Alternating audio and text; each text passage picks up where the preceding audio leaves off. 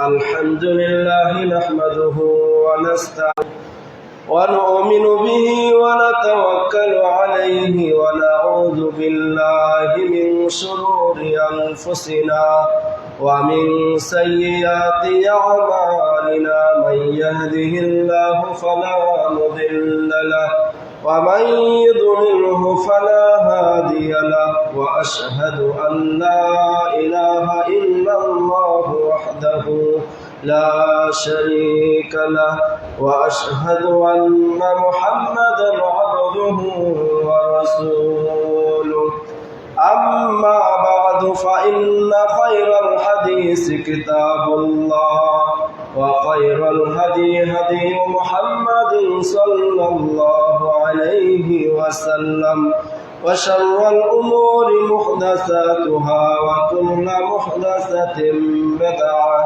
وكل بدعة ضلالة وكل ضلالة في النار.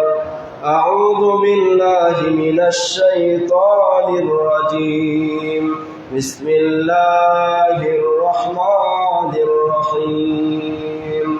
اقرأ باسم ربك الذي خلق خلق الإنسان من علق اقرأ وربك الأكرم الذي علم بالقلم علم الإنسان ما لم يعلم.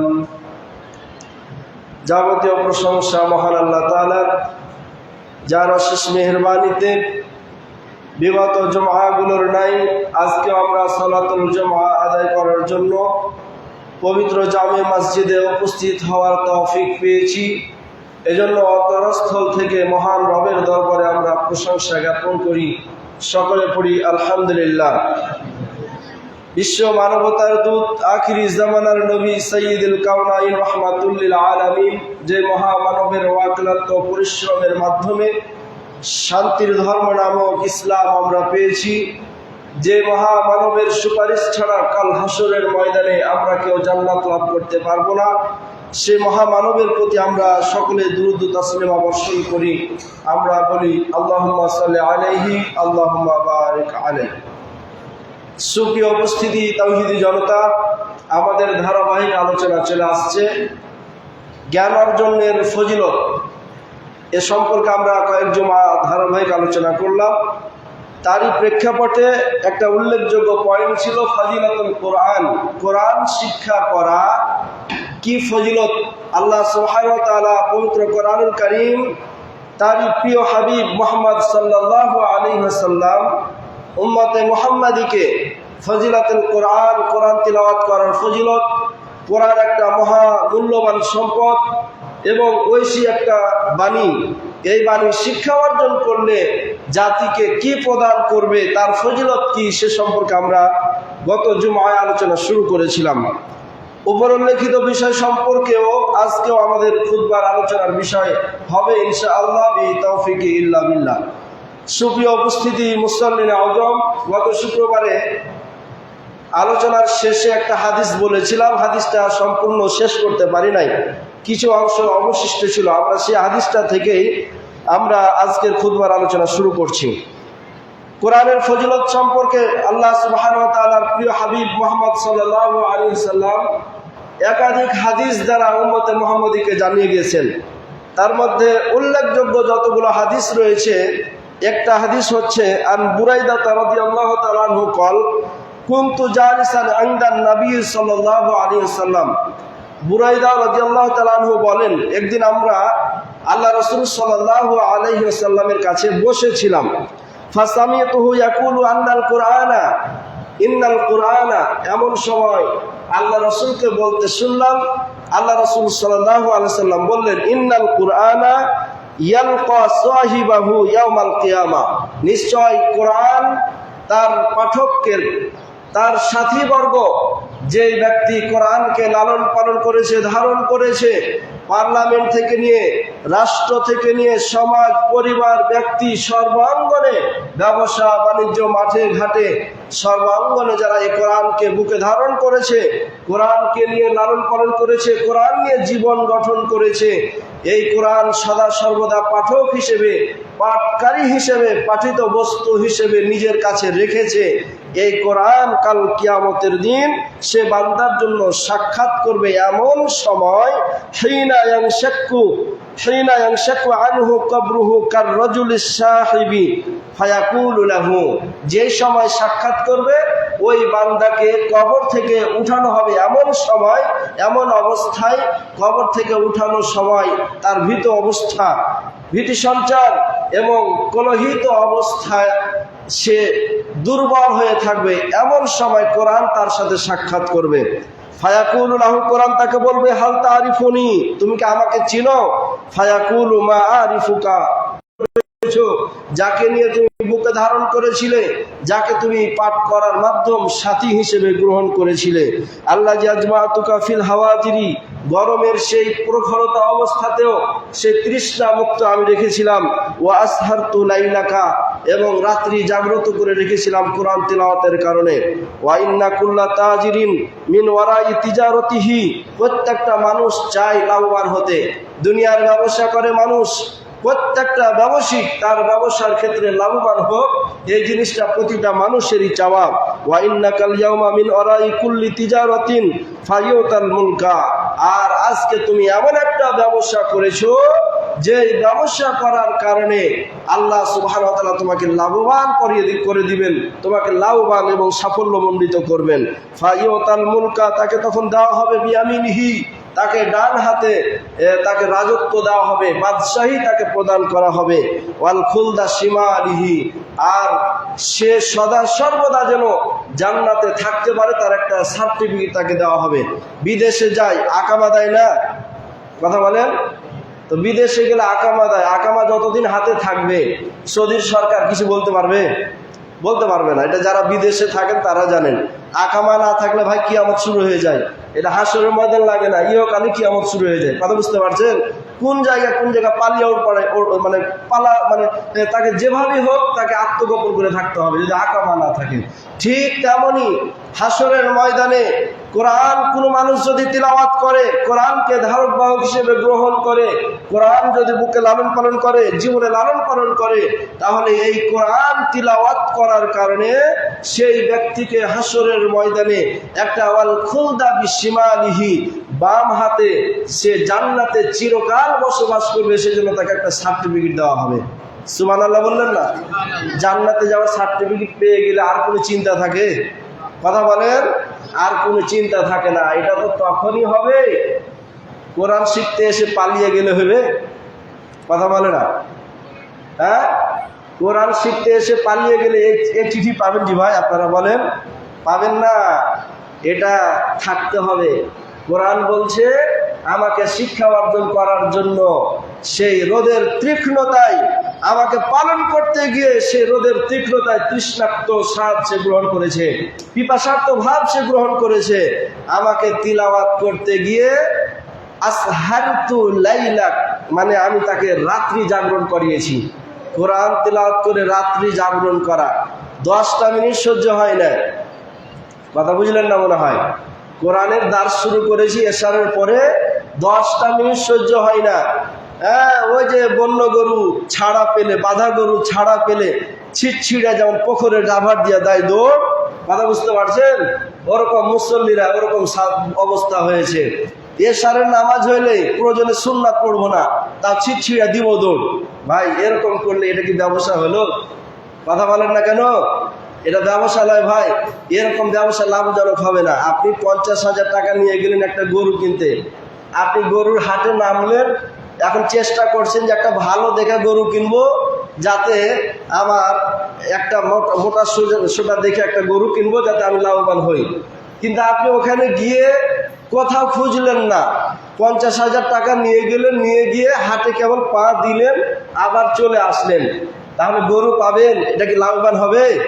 কথা বলে না ভাই, এটা লাভবান হবে না। ঠিক তেমনি আপনি কোরআন তিলাওয়াত করে যদি রাত জাগরণ না করেন, কোরআন তিলাওয়াত করতে গিয়ে কোরআনের আইন যদি আপনার জীবনে বাস্তবায়ন না করেন, কোরআনের প্রত্যেকটা বিধান যদি আপনার জীবনে ধারণ হিসেবে গ্রহণ না করেন, তাহলে এই ব্যবসা আপনার লাভজনক হবে না। এজন্য আমি উদাত্ত আহ্বান জানিয়ে বলছি, কোরআন শিক্ষা অর্জন করছেন না, এটা আমাদের জন্য দুর্ভাগা, অবশ্যই আমাদের জন্য দুর্ভাগা। আপনাকে স্পেশালি ভাবে বাদশাহী প্রদান করা হবে, এই কথা হাদিসের মধ্যে এসেছে, সহিহ হাদিস। স্পেশাল ভাবে আপনি যেন জান্নাতে চিরকাল যেন অবস্থান করতে পারেন, সর্বদা যেন অবস্থান করতে পারেন, সেজন্য এই কোরআন আপনাকে, কোরআন তিলাওয়াতের মাধ্যমে আল্লাহ তাআলা আপনাকে বাম হাতে চিরস্থায়ী একটা সার্টিফিকেট আকামা প্রদান করবে। তাহলে সেই আকামা প্রদানের জন্য, পাওয়ার জন্য আপনি এসে কোরআন শিক্ষা না করে চলে যাবেন, সেই জন্য পাবেন, নাকি কোরআন শিক্ষা অর্জন করতে হবে? কথা বলেন। অবশ্যই কোরআন শিক্ষা অর্জন করতে হবে, এই কথাই হাদিসে বলছে। সম্মানিত উপস্থিতি মুসাল্লিন আযম, তারপরে আল্লাহ রাসূল সাল্লাল্লাহু আলাইহি ওয়াসাল্লাম বলছেন, ওয়া ইউদাউ আলা রাসিহি তাজাল ওয়াকারি, সম্মানের একটা টুপি তার মাথায় পরিয়ে দেওয়া হবে। সম্মানের টুপি, রাজা বাদশাদের মাথায় মুকুট থাকে না, ওই মুকুটের সম্মান কত জানেন? মাথায় যখন মুকুট পরানো হয়, তার অধীনস্থ যতগুলো প্রজা আছে, সমস্ত প্রজা তাকে সিজদা করে না, তার আনুগত্য করে না। সম্মানিত উপস্থিতি মুসল্লিন আযম, অনুরূপী ভাবে যখন আপনাকে জান্নাতের মধ্যে একটা কোরআন তিলাওয়াতের করার কারণে একটা যখন মুকুট আপনার মাথায় পরিয়ে দেওয়া হবে, ওই মুকুটটার বিনিময়ে ওই আপনার যতগুলো এলাকা আপনাকে জান্নাতে দেওয়া হবে, সমস্ত এলাকার আপনি মালিক হয়ে যাবেন, বাদশাহ হয়ে যাবেন, এবং তার অধীনে যতগুলো সৃষ্টি থাকবে সকল কিছু তখন আপনার আনুগত্য করবে। সম্মানিত উপস্থিতি মুসল্লিন আযম, আল্লাহ রাসূল বলছেন, ওয়া ইকসা ওয়ালিদাহু হুল্লাতাইন, আর পিতামাতাকে, ওয়ালিদান মানে পিতামাতা, যিনি কোরআন তিলাওয়াত করবেন, ওই কোরআন তিলাওয়াতকারীর পিতামাতাকে জান্নাত কিয়ামতের দিন আল্লাহ সুবহানাহু ওয়া তাআলা একটা হুল্লাতাইন মানে স্বর্ণের মুকুট তাকে পরিয়ে দেওয়া হবে। লা ইউকাওয়ামু লাহুমা আহলুদ দুনিয়া, এত দামি মূল্যবান সেই মুকুট পিতামাতার মাথায় পরিয়ে দেওয়া হবে, যে মূল্যবান মুকুটটা আহলুদ দুনিয়া লা ইউকাইয়িমু আহলুদ দুনিয়া, দুনিয়ার কোন সৃষ্টি, দুনিয়ার সমস্ত দুনিয়ার ধন সম্পদগুলোকে যদি একত্রিত করে দেয়, তারপরেও এই মাথার মুকুটে হুলিয়া মানে এই অলংকারটার দাম দিতে পারবে না, সমপরিমাণ হবে না। সুবহানাল্লাহ বললেন না? সম্মানিত উপস্থিতি মুসল্লিন আযম, দুনিয়ার ধন সম্পদ, সোনা দানা রূপ হীরা কন্যা যতগুলো রয়েছে, এ সমস্ত কিছু একত্রিত করেও যদি হাসরের ময়দানে সেই কোরআন তিলাওয়াতকারী ব্যক্তির পিতামাতাকে যে মুকুট পরিয়ে দেওয়া হবে, যে অলংকার পরিয়ে দেওয়া হবে, সে অলংকারের সমপরিমাণ হবে না। তাহলে কোরআন তিলাওয়াত করলে শুধু নিজের লাভ নাকি পিতামাতারও লাভ? কথা বলেন, কথা বলছেন না কেন? হাদিস বুঝতে পারছেন না মনে হয় নাকি? তাহলে কোরআন তিলাওয়াত করলে শুধু নিজের লাভ নয়, বরং পিতামাতারও লাভ রয়েছে। আপনার আব্বা মা কবরে আছে, বলছেন যে হুজুর দোয়া করেন, 100 টাকা দান করছেন বা করছেন না, এভাবে দিন পার হয়ে যাচ্ছে, কিন্তু সেই পিতামাতা অসহায়ত্ব অবস্থায় কোরআনে কবরের মধ্যে সে কত অন্ধকারচ্ছন্ন, সাথীহীন, আলোহীন একটা বাতাস বন্ধ সেই ঘরের মধ্যে রয়েছে। তাহলে এই ঘরের কোনায় কিভাবে রয়েছে, কত কষ্ট রয়েছে, হাসরের ময়দানে কত কষ্টে দিন পার করবে। সে পিতামাতার জন্য যদি কিছু করতে চান, দানও যদি না করেন, মসজিদে এসে যদি একটা মাসালা শিক্ষা অর্জন করেন, কোরআন তিলাওয়াত করেন, তাহলে এই কোরআন তিলাওয়াত করার ওসিলায় হাদিস প্রমাণ করছে কাল হাসরের ময়দানে আপনার আমার পিতামাতার মাথায় সে মুকুট পরিয়ে দেওয়া হবে, দেহে স্বর্ণের সে অলংকারগুলো পরিয়ে দেওয়া হবে। সুবহানাল্লাহ বললেন না? তাহলে কোরআন শিক্ষা করলে নিজের লাভ, সাথে সাথে আমাদের পিতামাতারও লাভ আছে। আল্লাহ তাআলা আমাদের সকলকে বুঝার তৌফিক দান করি, বলি আল্লাহুম্মা আমিন। তারপরে পিতামাতা জিজ্ঞাসা করবেন, ফায়াকুলানে, পিতামাতা বলবেন, বিমা কুসিনা হাজা, এই যে অলংকার আমাদেরকে পড়ানো হলো, এই অলংকার পড়ানোর কারণটা কি, কেন আমাদেরকে প্রদান করা হলো? ফায়ুকালু, তখন পিতামাতাকে বলা হবে, বিআখজি ওয়ালাদিকুমা, তোমাদের সন্তান যারা রেখে এসেছিলা, ওই সন্তানরা দুনিয়ার বুকে কোরআন শিক্ষা অর্জন করেছিল, কোরআনের ধারাবাহক ছিল, কোরআন সে তিলাওয়াত করে জীবনে বাস্তবায়ন করেছিল, এজন্য তার বরকতে আজকে তোমাদেরকে এরকমটা করা হলো। ফায়াকুল, তারপরে আল্লাহ রাসূল বলছেন, ওয়ালাদাকুমাল কোরআন সুম্মা ইকুয়ালু লাহু, তারপরে তাদেরকে বলা হবে, ওই কোরআন পাঠকারী ব্যক্তিকে বলা হবে, ইকরা ওয়াসআদ ফি দারাজাতিল জান্নাহ, পড়ো ওয়াসআদ এবং উঠো ফি দারাজাতিল জান্নাহ, দারাজা বলা হয় একটা স্তরকে, জান্নাহ মানে জান্নাতের স্তরকে, গুরাফিহা এবং কামরা মানে ঘর, একটা ঘর একটা আরেকটার উপরে উঠাউঠি করো। সম্মানিত উপস্থিতি মুসল্লিন আওজাম, তাহলে স্তর কি? এই যে আমরা মনে করেন দোতলা মসজিদ, দোতলা মসজিদের প্রথমটা এটা একটা স্তর, কথা বুঝতে পারছেন? তাহলে এটার উপরে আরেকটা যে তালা রয়েছে তলা, এটা হচ্ছে আরেকটা স্তর। এভাবে করে যতগুলো আয়াত তার মুখস্থ থাকবে ততগুলো আয়াতে সে তত তালার উপরে আল্লাহ সুবহানাহু ওয়া তাআলা তাকে অবস্থান করাবেন। সুবহানাল্লাহ বললেন না? তাহলে একটা আয়াত যদি আপনার মুখস্থ থাকে, হাসরের ময়দানে জান্নাতের মধ্যে কয়টা বাড়ি পাবেন? কথা বলেন, কয়টা তলা পাবেন?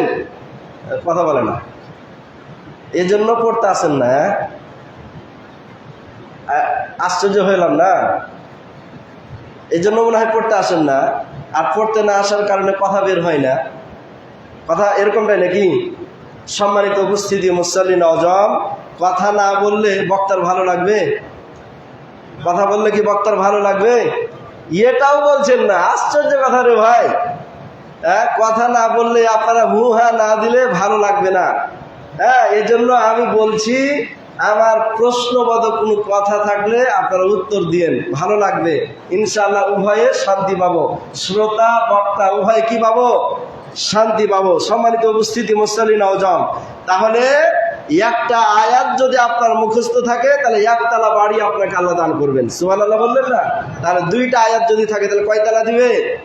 2 তালা দিবে। সম্মানিত উপস্থিতি মুসল্লিন আওজাম, শুধু তালা উপরে উঠাবে মই দিয়ে আবার ছেড়ে দিবে নাকি? এরকমটা নয়। আল্লাহ রাসূল বলছেন গুরাফিহা, মানে গুরফাতুন মানে ঘর, গুরফাতুন মানে বাড়ি, গুরফাতুন মানে হলো ঘর। তাকে একটা একটা করে ঘর, এভাবে করে যত তালা রয়েছে শত তালা তাকে প্রদান করা হবে। হাজান কানা আও তারতিলান, এটা সে তাড়াতাড়ি পড়ুক অথবা আস্তে আস্তে পড়ুক, প্রত্যেকটা আয়াতের বিনিময়ে তাকে দেওয়া হবে। রাহু আহমদ 22,950 নম্বর হাদিস। সম্মানিত উপস্থিতি মুসল্লিন আওজাম, একই অর্থবোধক আরো একাধিক হাদিস রয়েছে। অন্য হাদিসের মধ্যে আল্লাহ রাসূল সাল্লাল্লাহু আলাইহি সাল্লাম বলছেন, আন আবি সাঈদুল খুদরি রাদিয়াল্লাহু তাআলা আনহু قال قال রাসূলুল্লাহ সাল্লাল্লাহু আলাইহি ওয়াসাল্লাম ইকুয়ালু লিসাহিবিল কোরআন ইযা দাখালাল জান্নাহ, যখন কোরআনের পাঠক, যিনি কোরআন তিলাওয়াত করতেন, কোরআন শিক্ষা অর্জন করতেন, এই ব্যক্তিকে যখন জান্নাতের মধ্যে প্রবেশ করানো হবে তখন ওই ব্যক্তিকে বলা হবে ইকরা, তুমি পড়ো, ওয়াসআদ এবং উপরে উঠো, ফা ইয়াকরাউ ওয়া ইয়াসআদু, অতঃপর সে পড়তে লাগবে, আয়াত পড়বে, ওয়া ইয়াসআদু এবং উপরে উঠবে, বিকুল্লি আয়াতিন দারাজাতান হাত্তা ইয়াকরা আখির শাইইন মাআহু, এভাবে করে প্রত্যেকটা আয়াতের একটা করে মর্যাদা, মানে একটা করে স্তর, একটা করে সে তালা উঠবে। এভাবে পর্যায়ক্রমে যতটি আয়াত তার মুখস্থ থাকবে তত তালা তাকে প্রদান করা হবে। সম্মানিত উপস্থিতি, আরেকটা হাদিসের মধ্যে আল্লাহ রাসূল বলছেন, আন আবি হুরায়রা রাদিয়াল্লাহু তাআলা আনহু قال ইউকালু লিসাহিবিল কোরআন, কোরআনের যারা ধারক বাহক পাঠক, এই সমস্ত ব্যক্তিদেরকে বলা হবে ইয়াউমাল কিয়ামা, কিয়ামতের দিন, ইকরা ওয়া আরকা, তুমি পড়ো, ওয়া আরকা মানে উঠো, ফাইন্না মানজিলাতাকা ইনদা আখির আয়াতিন তাকরাউহা, যে নিশ্চয় তোমার সেই তালাটাই শেষ হবে যেটা তোমার কোরআনের আয়াত তিলাওয়াত করার শেষ আয়াত হবে। সম্মানিত উপস্থিতি, তার মানে আপনার আয়াত যদি 500টা মুখস্থ থাকে, ওই 500টা আয়াত বলে যখন আপনার শেষ হয়ে যাবে তখন আপনি 500 তালা বাড়ি পাবেন। আপনার আয়াত যদি 1000টা মুখস্থ থাকে, তাহলে ওই 1000টা মুখস্থ থাকলে ওই 1000টা আয়াত যখন পড়ে আপনার শেষ হবে তখন আপনার ওই তালাটা শেষ হবে, মানে 1000 বাড়ি, আপনি 1000 তালা বাড়ি আপনি সেখানে পাবেন। সুবহানাল্লাহ বললেন না? কোরআনের আয়াত কতটি? কোরআনের আয়াত কতটি? 6666টি, 6666টি। এটা প্রচলিত মত, কথা বুঝতে পারছেন? প্রত্যেকটা সাবজেক্টের মধ্যে এরকমই পাবেন। আলিয়া মাদ্রাসাগুলোতে নূর ব্যক্তি যদি থাকে এটা পাবেন, তবে সহি মত এটা নয়। সহি মত হচ্ছে, এ ব্যাপারে প্রায় 11টা মত রয়েছে। তো সহি মত যেটা অধিক কাছাকাছি, যেটা আয়েশা রাদিয়াল্লাহু তাআলা আনহার যেটা ব্যাখ্যাতে পাওয়া গেছে যে 6234টি এরকমটাই মতামত এসেছে। সম্মানিত উপস্থিতি মুসল্লিন আওজাম, এভাবে কয়েকটা মত রয়েছে, তবে এই মতটিকে সবচেয়ে বেশি প্রাধান্য দিয়েছে। আচ্ছা, 6000ই যদি হয়, কথা ভালো করে বুঝেন, 6000ই যদি হয় তাহলে 6000 আয়াত এটা কি কম আছে ভাই? বলেন, পৃথিবীতে 6000 তালা কেউ করতে পেরেছে? দুবাইতে মনে হয় 125 তলা বাড়ি নাকি?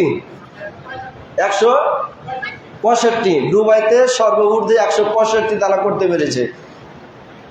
আল্লাহর রসুল আল্লাহ সুবহানাহু ওয়া তাআলা তাওহীদের বাণী পৌঁছানোর জন্য, তাওহীদের বাণী পৌঁছে দেওয়ার জন্য যুগে যুগে নবী রাসূল পাঠিয়েছিলেন।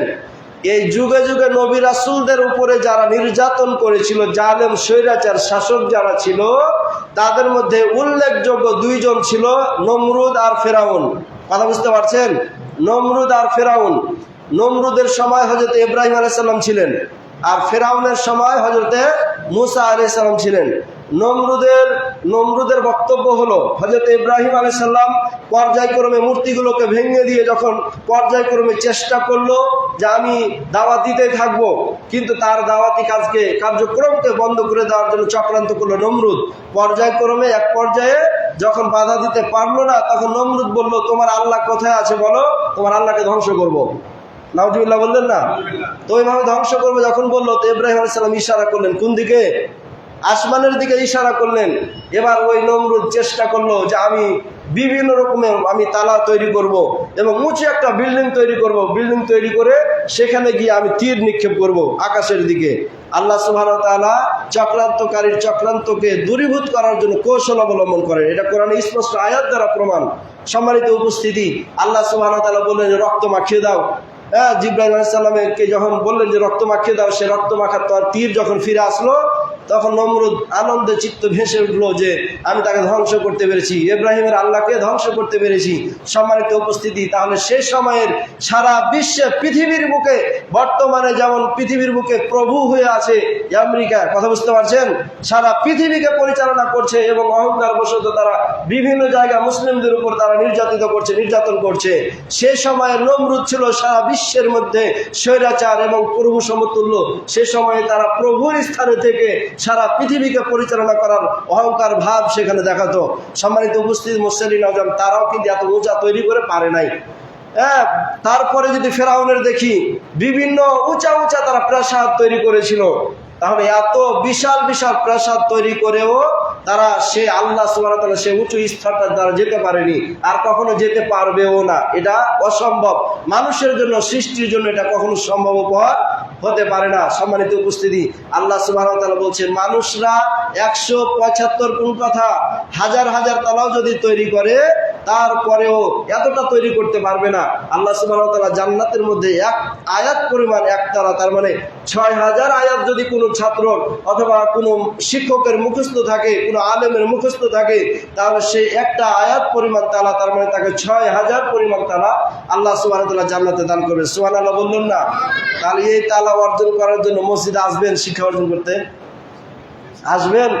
গত সপ্তাহে ওয়াদা করেছিলেন না? কথা বলে না? গত সপ্তাহে ওয়াদা করেছিলেন না? কিন্তু তারপরও আসলেন না। কোরআন বলছে কোরআন শিক্ষা করা এটা একটা ব্যবসা। দুনিয়ার ব্যবসা অর্জন করলে, ব্যবসা করলে যেমন লাভবান হওয়ার আশঙ্কা রয়েছে, ঠিক তেমনি কোরআন তিলাওয়াত করলে হাসরের ময়দানে পরকালে সেই ব্যবসাতে লাভবান হওয়ার সে কথা কোরআন বলছে। কোরআন এটা শিক্ষা অর্জন করতে গেলে রাত জাগরণ করতে হবে। কোরআন শিক্ষা অর্জন করতে গেলে পানির পিপাসার্থ এটা সহ্য করতে হবে। কোরআন শিক্ষা অর্জন করতে গেলে আপনার দুনিয়াবি কাজের বিঘ্ন ঘটবে। কোরআন শিক্ষা অর্জন করতে গেলে দুনিয়াবি কাজ করতে যেরকম সময় লাগে, এখানে কিন্তু সময় অপচয় হবে। কথা বুঝতে পারছেন?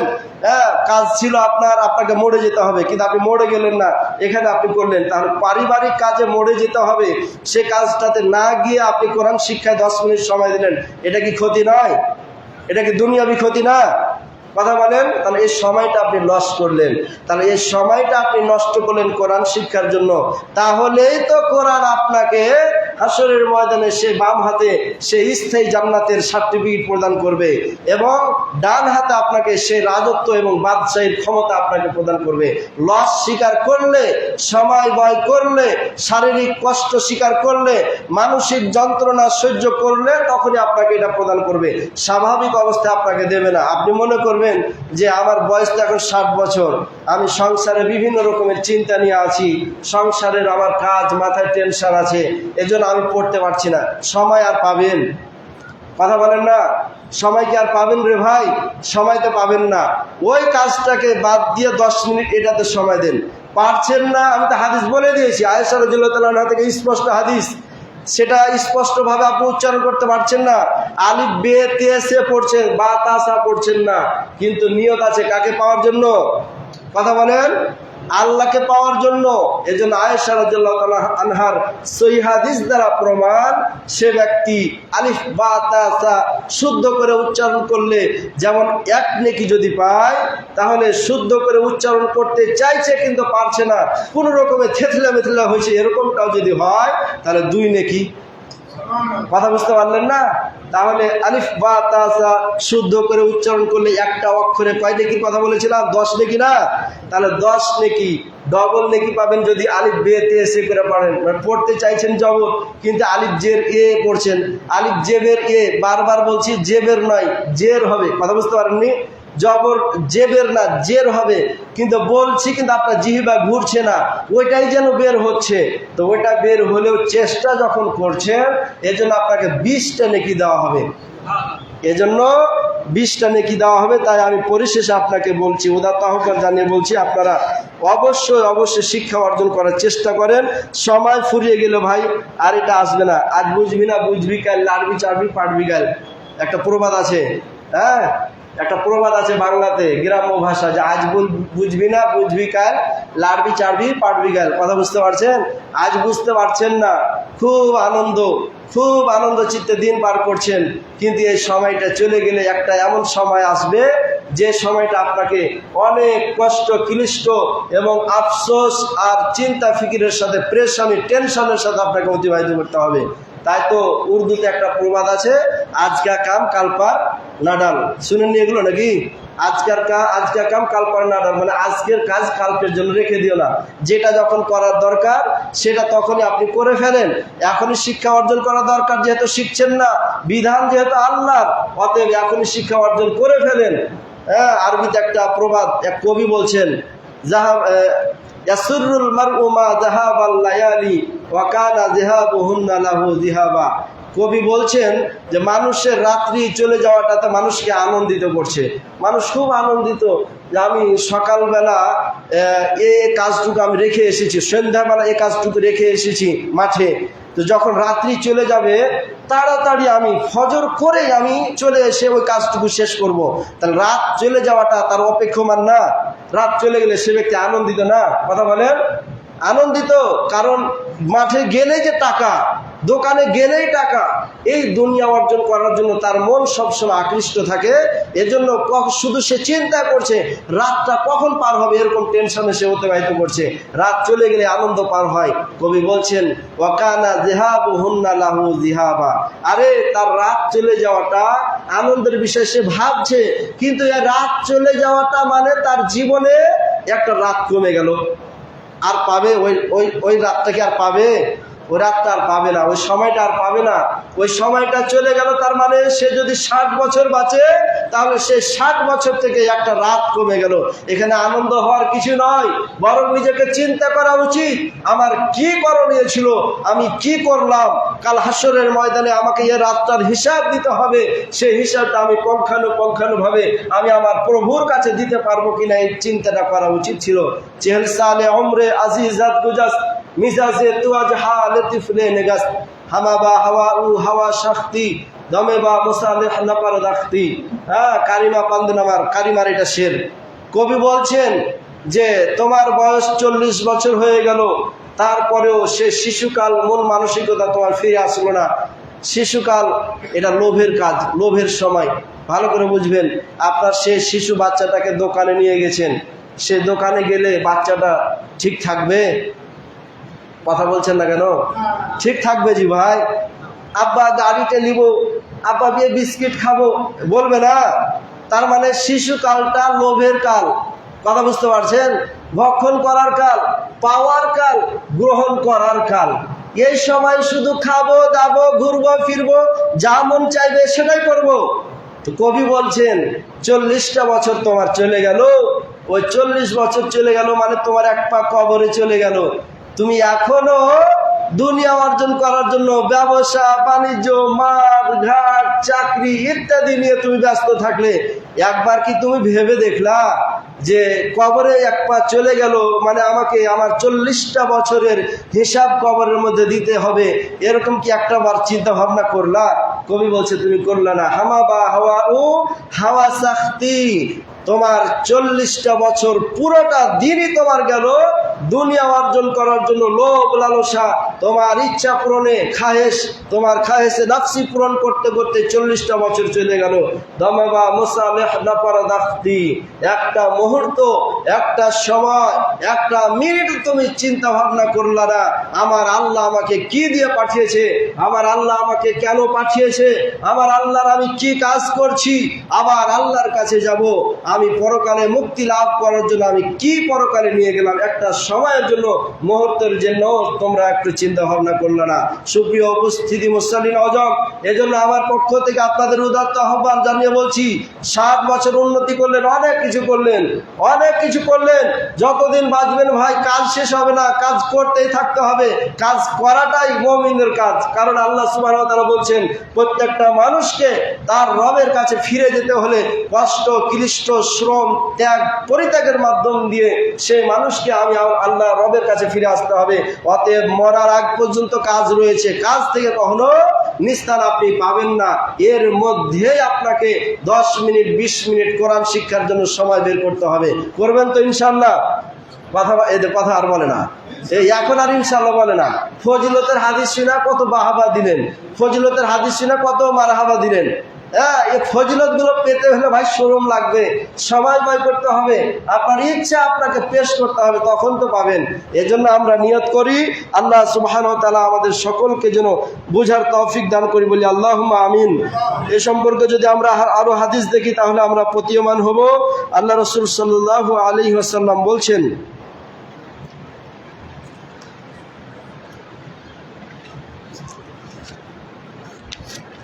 আল্লাহ রাসূল সাল্লাল্লাহু আলাইহি ওয়াসাল্লাম বলছেন, আন তামিমি দারিমি রাদিয়াল্লাহু তাআলা আনহু আন্না রাসূলুল্লাহ সাল্লাল্লাহু আলাইহি ওয়াসাল্লাম কল মান করা মিআতা আয়াতিন, কোন মানুষ যদি কোরআনের 100টা আয়াত তিলাওয়াত করে, ফি লাইলাতিন, সূরা ওয়াকিয়াতে ছোট ছোট আয়াত, কথা বুঝতে পারছেন তো, ছোট ছোট আয়াতগুলো যদি পাঠ করেন তাও অনেক পাবেন। আম পাড়াতে ছোট ছোট সূরা আছে না, দেখবেন যে সূরা ওয়াদ-দুহা থেকে নিয়ে যদি নাস পর্যন্ত পড়েন দেখবেন এখানেই কিন্তু 100টা আয়াত হয়ে যাবে। মানে ছোট ছোট সূরাগুলো যদি চেষ্টা করে পাঠ করেন, তা আল্লাহ রাসূল বলছে কোনো মানুষ যদি রাত্রে 100টা আয়াত তিলাওয়াত করে, ফি লাইলাতিন কুতিবা লাহু কুনুতু লাইলাতিন রাহু আহমদ, তাহলে সেই ব্যক্তি সারা রাত জেগে নামাজ আদায় করলে, রাত্রি জাগরণ করলে যে ব্যক্তি সওয়াব, যে পরিমাণ সওয়াব পাবে, 100টা আয়াত পাঠ করলে তাকে সে সওয়াব দেওয়া হবে। সুবহানাল্লাহ বললেন না? তো 100টা আয়াত কোরআন তিলাওয়াত না শিখলে আপনি পারবেন? এত ফজিলতপূর্ণ সওয়াবটা যদি আপনি কোরআন তিলাওয়াত শিখতে না পারেন তাহলে পারবেন জি ভাই, কথা বলেন? তাহলে পারবেন না। এই জন্য অবশ্যই অবশ্যই আপনাকে কোরআন তিলাওয়াত করা শিখতে হবে, এটা অপরিহার্য বিষয়।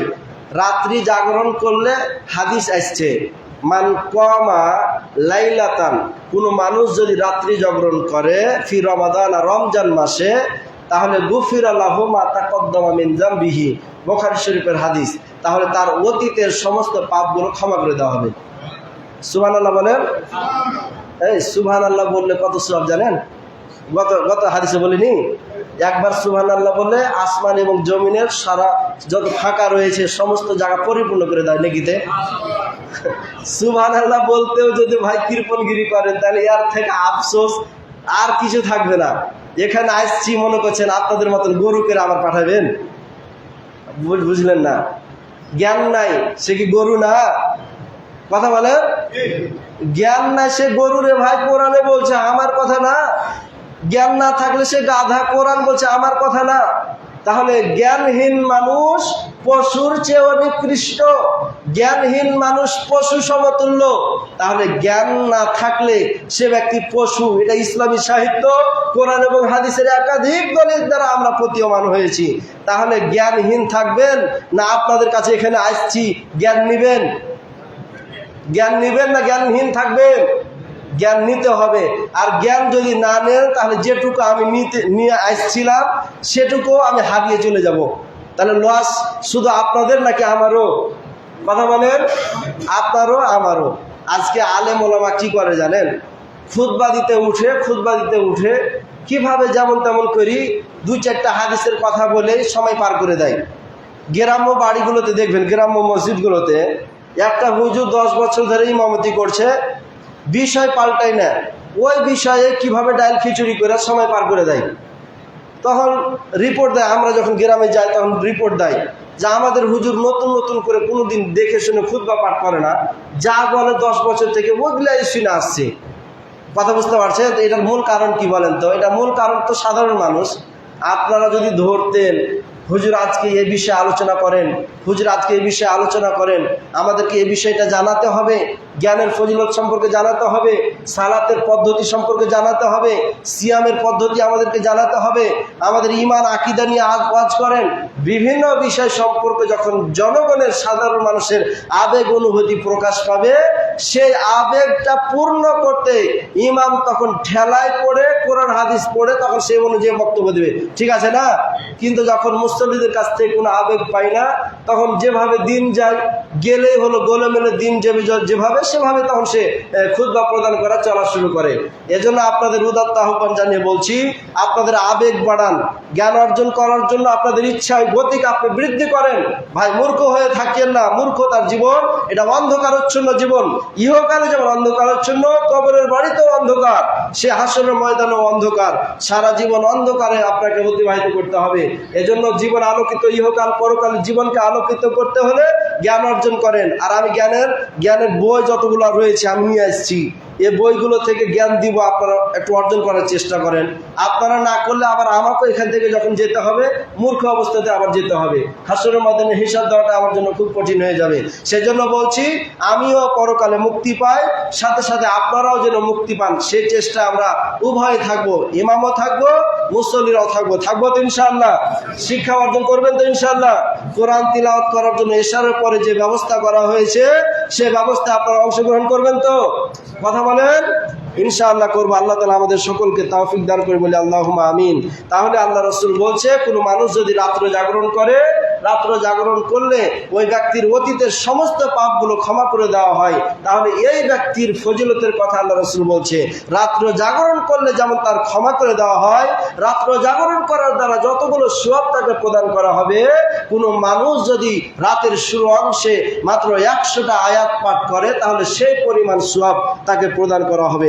সম্মানিত উপস্থিতি, মুসল্লিন আওজাম, অপর এক হাদিসের মধ্যে আল্লাহ রাসূল বলছেন, আন ফজলত ইবনে উবাইদ রাদিয়াল্লাহু তাআলা আনহু আনি নবী সাল্লাল্লাহু আলাইহি ওয়াসাল্লাম قال মান করা 10 আয়াতিন ফি লাইলাতিন, রাত্রে কোনো মানুষ যদি 10টা আয়াত পাঠ করে, হাদিস কিন্তু সহিহ ভাই, আমি সব সনদ দেখাইছি, হাদিস সহিহ। কোনো মানুষ যদি, আল্লাহ রাসূল বলছে, কোনো মানুষ যদি রাত্রের শুরু অংশে মাত্র 10টা আয়াত পাঠ করে, ফি লাইলাতিন, রাত্রে, কুতিবা লাহু কিনতর, তাহলে এক কিনতর সওয়াব তার আমলনামায় লেখা হবে। কিনতর কাকে বলে? কিনতর হচ্ছে অল কিনতর খয়রুম মিনাদ দুনিয়া ওয়া মা ফিহা। কিনতর হচ্ছে, এটার পরিমাণ হচ্ছে আসমান এবং জমিনের মধ্যে যে ফাঁকা জায়গা রয়েছে, আসমান এবং জমিনের মধ্যে যাহা কিছু আছে, সমস্ত কিছু বিক্রি করলে তার সে কিন্তু এক পরিমাণ, কিন্তু আর সম পরিমাণ হতে পারবে না। সুবহানাল্লাহ বলেন। সম্মানিত উপস্থিতি, মুসলিম আজম, জানাজাতে গেলে এক কিনতার সওয়াব দেওয়া হয় তাকে। কথা বুঝতে পারছেন? সাহাবা ইকরাম জিজ্ঞাসা করলেন, কিনতারটা কি? আল্লাহ রাসূল সাল্লাল্লাহু আলাইহি ওয়াসাল্লাম বললেন, কিনতারটা হচ্ছে উহুদ পাহাড় সমান পরিমাণ সওয়াব দেওয়া হবে। তাহলে উহুদ পাহাড়টা যদি হাসরের ময়দানে সেই মিজানের দাঁড়িপাল্লায় দাঁড় করিয়ে দেওয়া হয়, সওয়াব বাড়বে না কমবে? কথা বলেন। তাহলে সেই সওয়াবটা, মানে দাঁড়িপাল্লাটা বাড়বে। আল্লাহ সুবহানাহু ওয়া তাআলা একাধিক আয়াত সূরা কারিয়া করে দেখেন, ওয়া আম্মা মান খাফা মাকাম ওয়া আম্মা, যাই হোক ওই সময় আল্লাহ সুবহানাহু ওয়া তাআলা বলেছেন, যার হাসরের ময়দানে যার দাঁড়িপাল্লা ভারী হয়ে যাবে, তাকে সন্তুষ্টপূর্ণ জান্নাতি জীবন দান করা হবে। পক্ষান্তরে যার দাঁড়িপাল্লা, সে আমলনামা দাঁড়িপাল্লাটা যার হালকা হয়ে যাবে, ফি ঈশাতির রাদিয়া, ওয়া আম্মা মান খাফাত মাওয়াজিনুহু ফা উম্মুহু হাবিয়া, তাকে হাবিয়া নামক জাহান্নামের মধ্যে প্রবেশ করা হবে। হাবিয়া কাকে বলে? হাবিয়া হচ্ছে সে দোল খেলানো আগুন। সমুদ্রের পানি যখন এভাবে দোল খায়, সেটা ভয়ঙ্কর থাকে নাকি ভালো থাকে?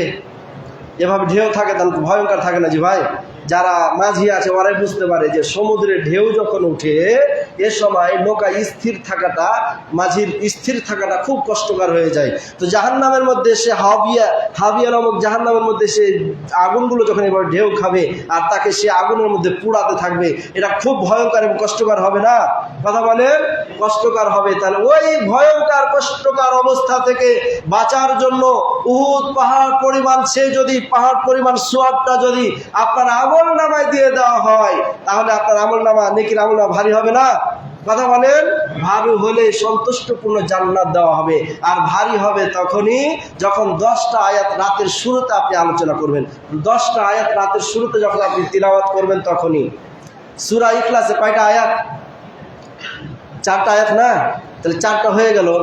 নাস ফালাক ওখানে 4টা করে মনে হয় 8টা রয়েছে, তাহলে 3 4 12টা। নাস আর ফালাক আর ইখলাস 3টা সূরা পড়লে 12টা আয়াত।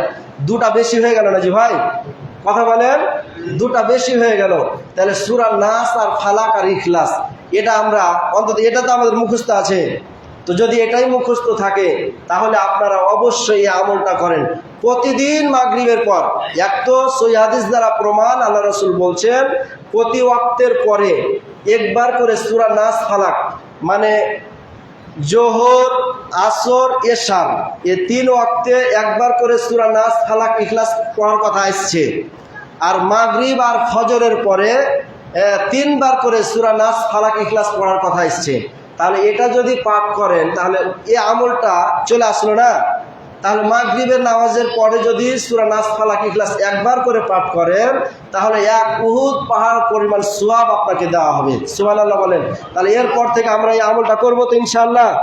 কথা বলেন, আমরা ইনশাআল্লাহ করব। বাকিটুকু আলোচনা আমরা তার পরবর্তী জুমাগুলো ধারাবাহিকভাবে আলোচনা করব। তবে আজকে এ পর্যন্ত আলোচনা শেষ করছি।